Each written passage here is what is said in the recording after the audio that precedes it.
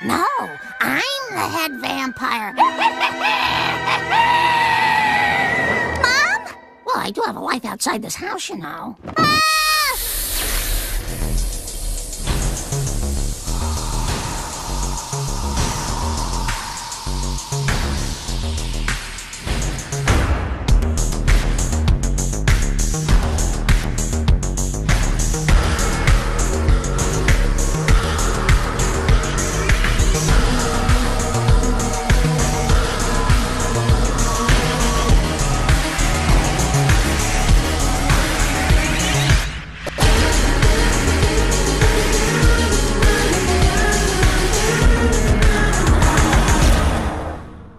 Welcome back, fans, stalkers, and strangers, to the Complete Guide to Horror Movies podcast. Today,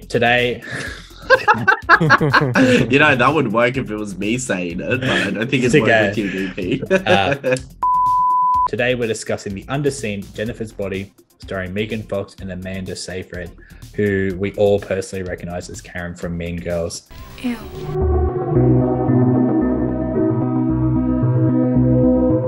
Now, I chose this movie generally as I just think, personally, it's I have had a good time with this movie. It's good vibes. Okay. Brings back a lot of nostalgia, particularly when I grew up in Nambucca. I mean, they've stopped all of our fucking payments till Beryl pays back the money she ordered. But what an idea of how to get some money. I'm gonna need your fucking help, Ness. Dogs, shut the fuck up! Things like Video Easy, Pizza Hut, that sort of thing, having friends around.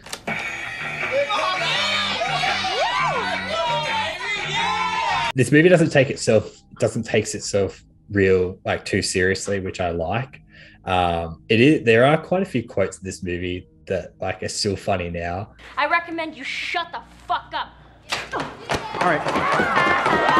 I just think it's a good time overall. This is a movie that was just released at the wrong time. I feel like if it was maybe released more 2013, 2015, it would be quite huge. So I am glad to see that it's getting its comeuppance, if you like. It's getting the recognition it deserves. I do think, reading the Wikipedia summary and whatnot, it says that some critics have lauded this as better with the Me Too movement and I guess a more overall discussion around how Megan Fox was treated during the 2000s by specific movie directors, Michael Bay, who infamously made her wash his car and filmed her washing his car in a bikini when she was 16 years old.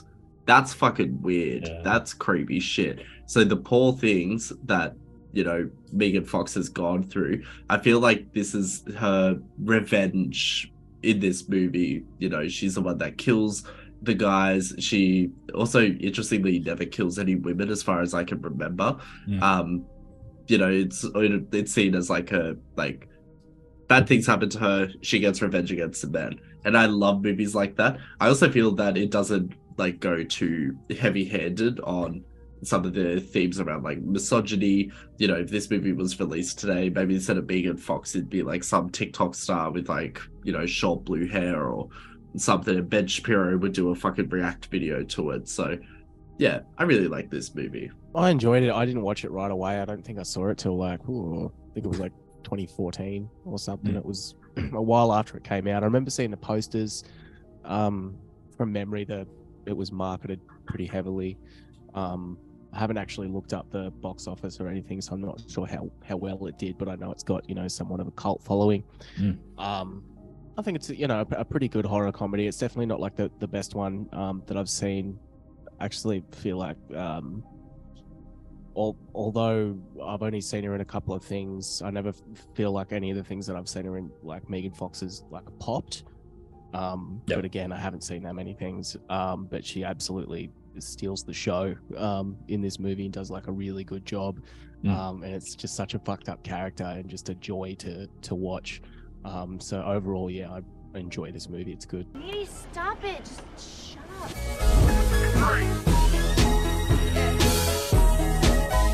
The one thing that I appreciate in a horror movie, which I don't think we've really covered in any, is there's a voiceover that actually comes in and out throughout. Or, just really deep. I loved the soundtrack. I thought it was such like a good time just hearing all these songs come back again. I think it's Panic at the Disco. I feel like there was Fall Out Boy. There were other songs that I've heard of, but I just don't know who's singing them.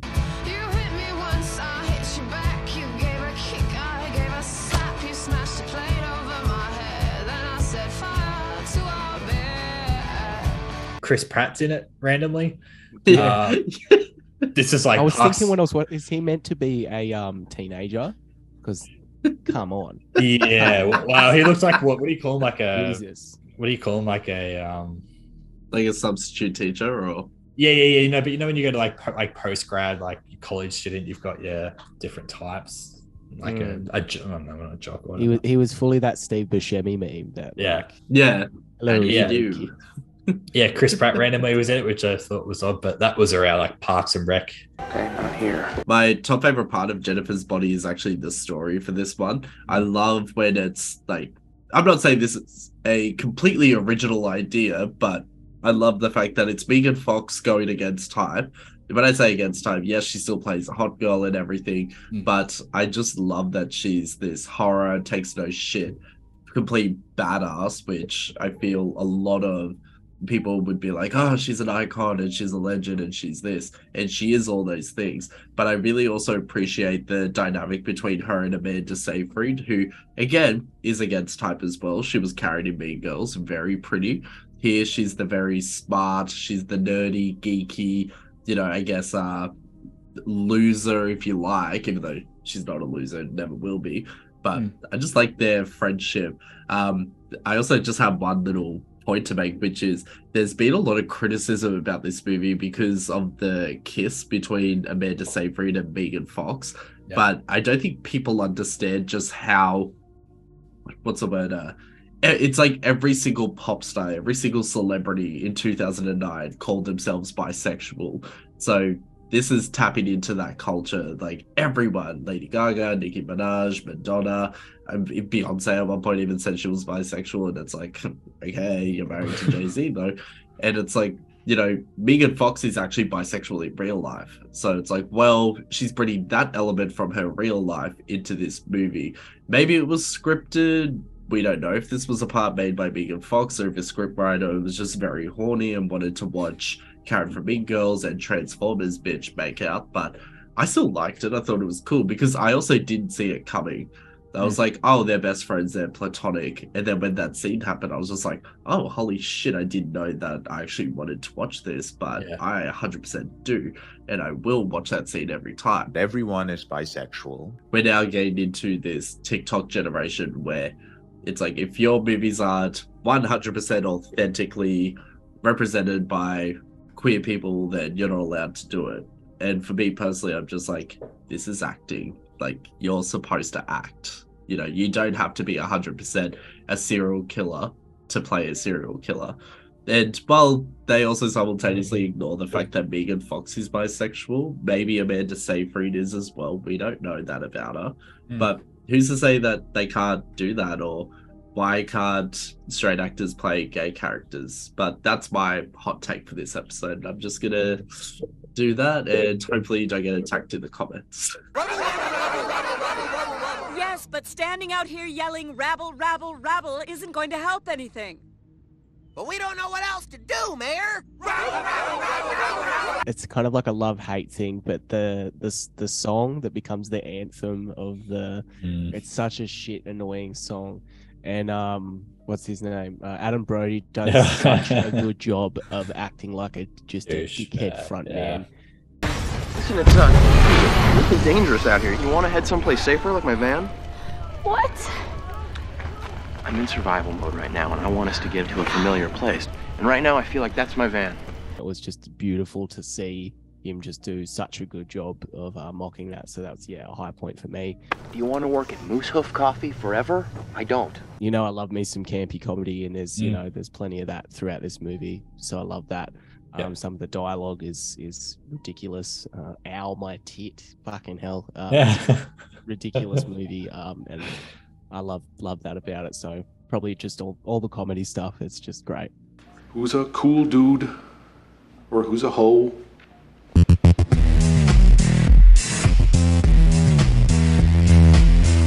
Some of the dialogue is, I did write some of it down, but I'm not going to say it because in 2023, Cancelled.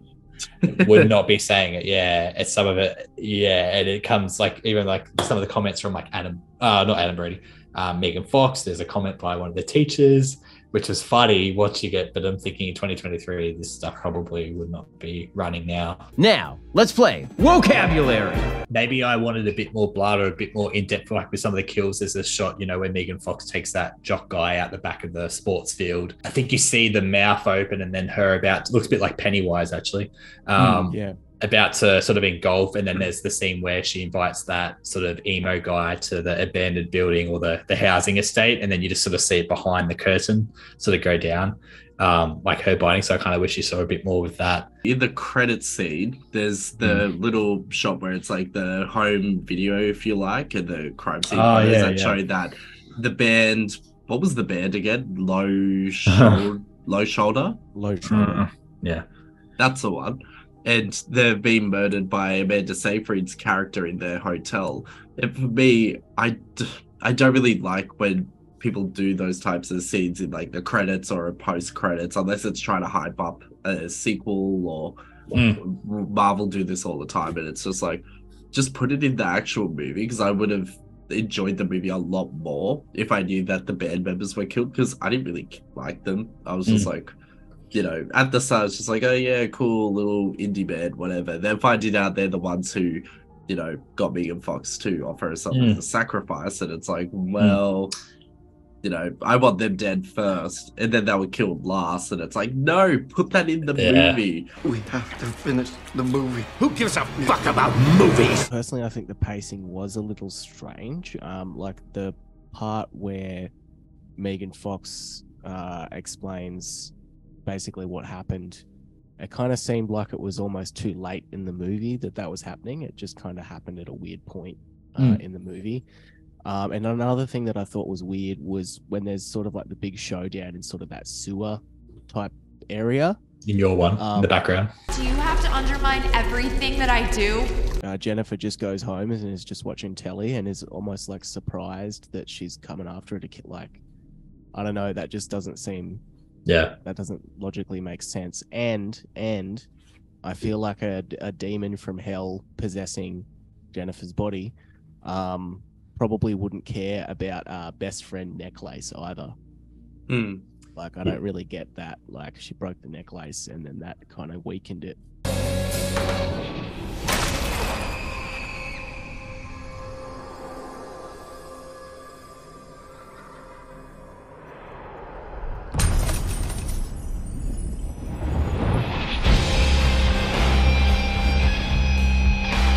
Kind of felt like they didn't know how they were going to end it, so they were like, "Oh yes, friendship." Yeah,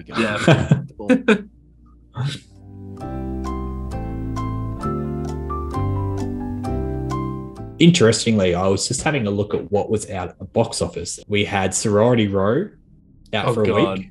We had The Final Destination in its third week. And we had Halloween 2 also in its third week out at the same time. And interestingly, Transformers was still making money after 87 days. Was that the second Transformers movie or the first one? Revenge of the Fallen.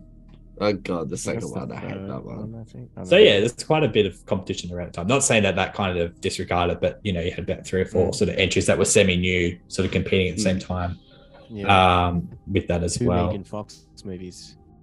Yeah, and I was looking to see if it like bounced back, like it jumped up 158% from yesterday when Jennifer's Body came out with Transformers. So I guess people probably, you know, bounced that off and went, yeah, let's go see Transformers as well. What? Produced for $16 million, Jennifer's Body did manage to attract the sizable female audience Cody wanted. 51% were female, 70% under 25. The film had expected to benefit somewhat from its heavily marketed lesbian kissing scene between Fox and Seyfried. Just a critic said that the scene is not as shocking as it was in past decades and cannot be expected to significantly pull in an audience. Check your sell-by date, ladies. Faux lesbian kissing hasn't been taboo since 1994. Sorority Row, the remake, that was actually written by what's his name? I make fun of him all the time. Josh Stolberg. So he wrote the script for Sorority Row. And as in Jigsaw and... Yeah, Jigsaw and Spiral Dude. And the upcoming Saw X, which I'm not holding out any hope. Hello, Detective Banks. Even got an unofficial musical in 2018. Megan Fox has said this is her favorite movie of all her respective filmographies. She lost 15 pounds for the role. So she was 97 pounds, stayed out of the sun for 4 months to keep her skin pale. Holy shit, 97 pounds is really, really skinny. The black vomit scene, chocolate syrup was used for that. Yum. I don't know if you two have seen this movie, but there's a 2000 indie horror film called Ginger Snaps, which almost has the exact same plot, but instead of a demonic presence, one of the girls gets turned into a werewolf. But it's like the same best friend dynamic, it's the same revenge style. I remember seeing Ginger Snaps gone. We actually rented those movies from Video Easy Nambucca back in like 2003, 2004. And it's been killing me thinking, where have I seen a similar movie like Jennifer's Body before? And then in Wikipedia, if you scroll down, it says Ginger Snaps, a movie with the same premise. I was like, Ginger Snaps, that's the movie. And then the other one that I just read was that promotional marketing for this movie started 15 months before the release.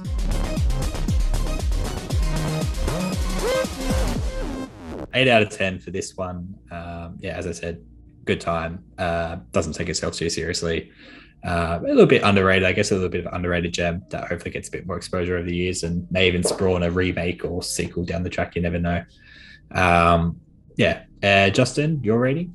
I'm going to give this 7 out of 10. I feel like it's a bit harsh considering that I can't actually think of any negative points about it. But for me, rewatch value, I'll maybe rewatch this once every 10 years. So that's why I'm going to give it 7 out of 10. Because you have 7 more like times to watch it, is that right? Probably. And Coop, your overall rating? I'm going to give it 7 devoured footballers out of 10. Nice.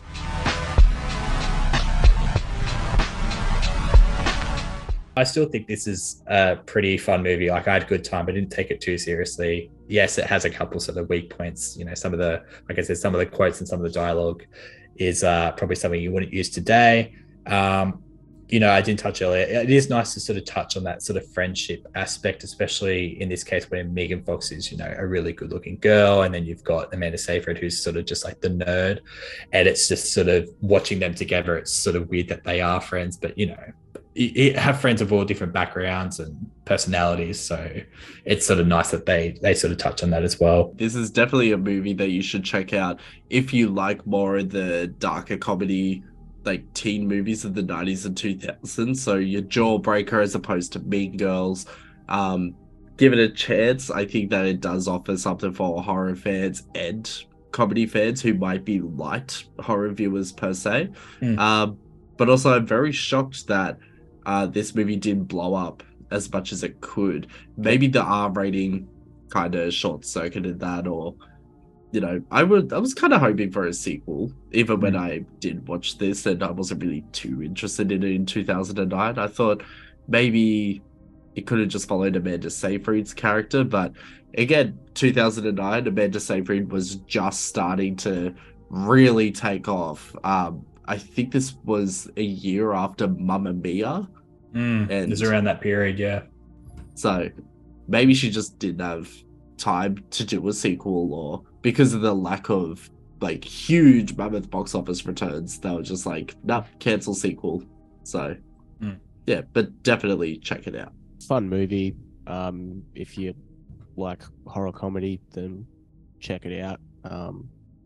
Yeah, don't really have anything negative to say about it or anything like that, so just give it a watch.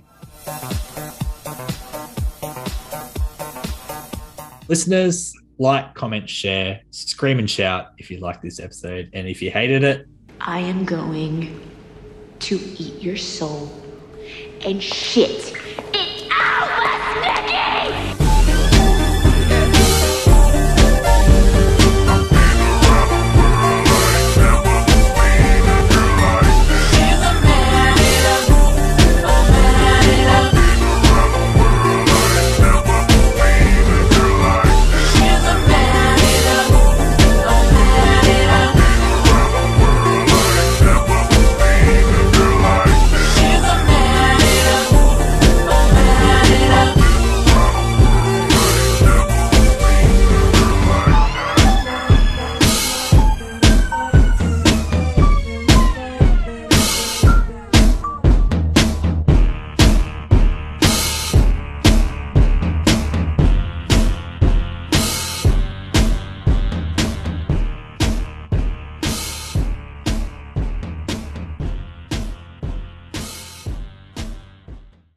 Thanks for tuning in to our episode on Jennifer's Body. If you like this episode, check out all our playlists. We have Final Destination, Saw, Scream, Chucky, all those movies, all the franchises. And let us know what movie you want to see next. We have plenty of upcoming episodes, including Pearl vs. X, 13 Ghosts, the 2001 remake from Dark Castle Entertainment, which is one of my personal favorite horror movies of all time.